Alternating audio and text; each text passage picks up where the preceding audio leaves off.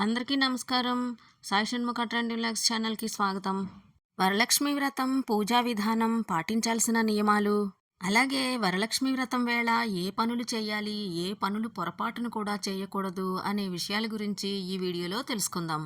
Telugu calendar ప్రకారం ఈ ఏడాది ఆగస్టు 16వ తేదీన శుక్రవారం నాడు వరలక్ష్మి వ్రతం జరుపుకోనున్నాము. వరాలిచ్చే తల్లి వరలక్ష్మీదేవి వ్రతాన్ని ఆచరించటానికి ఏ నిష్టలు, నియమాలు, మడులు అవసరం లేదు. నిశ్చలమైన భక్తి, ఏకాగ్రత ఉంటే చాలు. వరలక్ష్మి వ్రతం ఎంతో మంగళకరమైనది. ఈ వ్రతాన్ని చేయడం వల్ల లక్ష్మీదేవి కృపా కటాక్షాలు కలిగి అష్టైశ్వర్యాలు లభిస్తాయని పురాణాలు చెబుతున్నాయి. అంతేకాదు సకల శుభాలు కలుగుతాయి. స్త్రీలు దీర్ఘకాలం సుమంగళిగా ఉండేందుకు ఈ వ్రతం ఆచరించడం తప్పనిసరి. లక్ష్మీదేవి సంపదలనిచ్చే తల్లి. సంపదలంటే కేవలం ధనం మాత్రమే కాదు, ధాన్య సంపద, పశు సంపద, గుణ సంపద, జ్ఞాన సంపదలెన్నో ఎన్నో ఉన్నాయి. వర అంటే శ్రేష్టమైన అనే అర్థం కూడా ఉంది. శ్రావణ మాసంలో పౌర్ణమి ముందు వచ్చే శుక్రవారం రోజున వరలక్ష్మి వ్రతాన్ని ఆచరించాలి.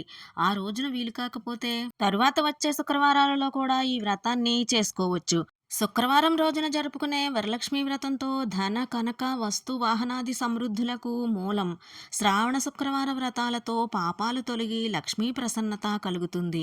ఈ వ్రతం చేయు విధానం గురించి ఇప్పుడు తెలుసుకుందాం. వరలక్ష్మి వ్రతాన్ని ఆచరించే రోజున ఉదయాన్నే లేచి తలస్నానం చేసి ఇంటిని శుభ్రం చేసుకోవాలి. ఇంట్లోని పూజా మందిరంలో ఒక మండపాన్ని ఏర్పాటు చేసుకోవాలి. ఈ మండపం పైన బియ్యపిండితో ముగ్గు వేసి కలశం ఏర్పాటు చేసుకోవాలి. అమ్మవారి ఫోటో లేదా రూపును తయారు చేసి అమర్చుకోవాలి. పూజా సామాగ్రి, తోరాలు, అక్షతలు, పసుపు గణపతిని ముందుగానే సిద్ధం చేసుకుని ఉంచుకోవాలి. ఆ తరువాత తోరం తయారు చేసుకోవాలి. తెల్లటి దారాన్ని 5 లేక 9 పోగులు తీసుకుని దానికి పసుపు రాయాలి. ఆ దారానికి 5 లేక 9 పూలు కట్టి ముడులు వెయ్యాలి. అంటే 5 లేక 9 పోగుల దారాన్ని ఉపయోగించి 5 లేక 9 పువ్వులతో 5 లేక 9 ముడులతో తోరాలను తయారు చేసుకుని పీఠం వద్ద ఉంచి పుష్పాలు, పసుపు, కుంకుమ, అక్షతలు వేసి తోరాలను పూజించి ఉంచుకోవాలి. తరువాత పూజకు సిద్ధం కావాలి. ముందుగా గణపతి పూజను చేసుకోవాలి. అదౌ నిర్విఘ్నేన వ్రత పరిసమాప్యర్థం గణపతి పూజాం కరిష్యే. వక్రతుండ మహాకాయ కోటి సూర్య సమప్రభ నిర్విఘ్నం కురు మే దేవ సర్వకార్యేషు సర్వదా నమస్తే గణనాయక అని స్తుతిస్తూ గణపతిపై అక్షతలు చల్లాలి. యథాశక్తి షోడశోపచార పూజ చెయ్యాలి. ఓం సుముఖాయ నమః, ఓం ఏకదంతాయ నమః, ఓం కపిలాయ నమః, ఓం గజకర్ణికాయ నమః, ఓం లంబోదరాయ నమః, ఓం వికటాయ నమః, ఓం విఘ్నరాజాయ నమః, ఓం గణాధిపాయ నమః, ఓం ధూమకేతవే నమః, ఓం వక్రతుండాయ నమః, ఓం గణాధ్యక్షాయ నమః, ఓం ఫాలచంద్రాయ నమః, ఓం గజాననాయ నమః, ఓం శూర్పకర్ణాయ నమః, ఓం హేరంభాయ నమః, ఓం స్కందపూర్వజాయ నమః, ఓం శ్రీ మహాగణాధిపతియే నమః, నానావిధ పరిమళ పత్ర పుష్పాన్ని సమర్పయామి అంటూ స్వామిపై పుష్పాలు ఉంచాలి. ఓం శ్రీ మహాగణాధిపతియే నమః ధూపమాగ్రాపయామి. ఓం శ్రీ గణాధిపతియే నమః దీపం దర్శయామి. స్వామివారి ముందు పళ్ళు గాని బెల్లం గాని నైవేద్యంగా పెట్టాలి.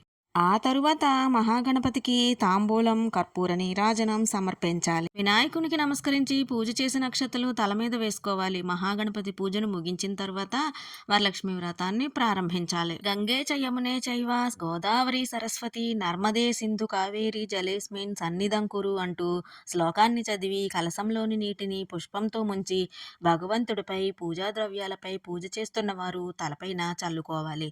ఆ తరువాత అథాంగ పూజను చేసుకోవాలి.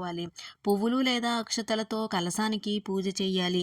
చంచలాయ నమః పాదో పూజయామి, చపలాయ నమః జానుని పూజయామి అని అథాంగ పూజను నిర్వర్తించాలి. ఆ తరువాత పుష్పాలతో అమ్మవారిని ఈ అష్టోత్తర శతనామాలతో పూజించాలి. అమ్మవారి మీద పసుపు లేదా కుంకుమ లేదా అక్షతలు లేదా పువ్వులు వేస్తూ అమ్మవారి యొక్క అష్టోత్తర శతనామావళి స్తోత్రాన్ని చదువుతూ పూజించాలి.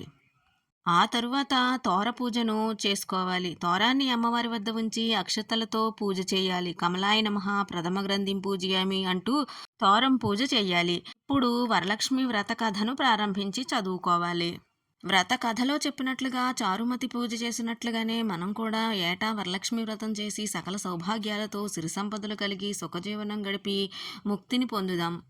ఈ కథ విన్నా, ఈ వ్రతం చేసినప్పుడు చూసినా కూడా సకల సౌభాగ్యాలు, సిరి సంపదలు, ఆయురారోగ్య ఐశ్వర్యాలు సిద్ధిస్తాయని సూత మహాముని సౌనికాది మహర్షులకు చెప్పారు. ఈ కథ విని అక్షతలు శిరస్సుపై వేసుకోవాలి. ఆ తరువాత ముత్తైదువులకు తాంబూలాలు ఇవ్వాలి. అందరికీ తీర్థప్రసాదాలు ఇచ్చి పూజ చేసిన వారు కూడా వాటిని తీసుకోవాలి. అమ్మవారికి పెట్టిన నైవేద్యాన్నే వాళ్ళు ఆరగించాలి. రాత్రికి ఉపవాసం ఉండి భక్తితో వేడుకుంటే వరాలందించే తల్లి వరలక్ష్మీదేవి అనుగ్రహం తప్పక లభిస్తుంది. తమ కుటుంబ శ్రేయస్సు కోరుతూ వివాహిత స్త్రీలు భర్త సంక్షేమాన్ని కోరుతూ మంగళగౌరీ వ్రతంతో పాటు కుటుంబమంతా ఐశ్వర్యం ఆరోగ్యంతో జీవించాలని కోరుకుంటూ శ్రావణ శుక్రవారం రోజున జరుపుకునే ఈ వరలక్ష్మి వ్రతం ఎంతో మహిమాన్వితమైనది. వరలక్ష్మి వ్రతం రోజున వరలక్ష్మి అమ్మవారికి పూజ చేసుకుని 3 లేదా 5 లేదా 11 మంది ముత్తైదువులకు వాయనాలు ఇవ్వడం అనేది కూడా ఆచారంగా ఉంది. ఈ వాయనంలో పసుపు కుంకుమలతో పాటు మొలకలొచ్చిన శనగలని తాంబూలాన్ని ఇస్తారు. వాయనం స్వీకరిస్తున్న వారిని కూడా సాక్షాత్తు లక్ష్మీదేవిగా మనం భావించాలి. సౌభాగ్యవరాల్ని అందించే ఈ వరలక్ష్మి వ్రతం రోజున శ్రీ లక్ష్మీదేవిని ప్రార్థిస్తే భోగభాగ్యాలు, సౌభాగ్యం, సమస్త శుభాలు చేకూరుతాయని, అందుకు వరలక్ష్మి వ్రతమే ఆధారమని చారిత్రక పురాణాలు వివరిస్తున్నాయి. వరలక్ష్మి వ్రతం వేళ ఏ పనులు చెయ్యాలి, ఏ పనులు పొరపాటును కూడా చేయకూడదు అనే విషయాల గురించి తర్వాత వీడియోలో తెలుసుకుందాం. ఈ వీడియో మీకు ఎలా అనిపించిందో కామెంట్ సెక్షన్లో కామెంట్ చేయండి. వీడియో నచ్చితే లైక్ చేయండి, షేర్ చేయండి. సాయి షణ్ముఖ ట్రెండింగ్ వ్లాగ్స్ ఛానల్ని సబ్స్క్రైబ్ చేసుకోండి. ఇలాంటి మరిన్ని మంచి వీడియోలు చూసేందుకు సాయి షణ్ముఖ ట్రెండింగ్ వ్లాగ్స్ ఛానల్ని ఫాలో చేసేయండి. Thank you for watching.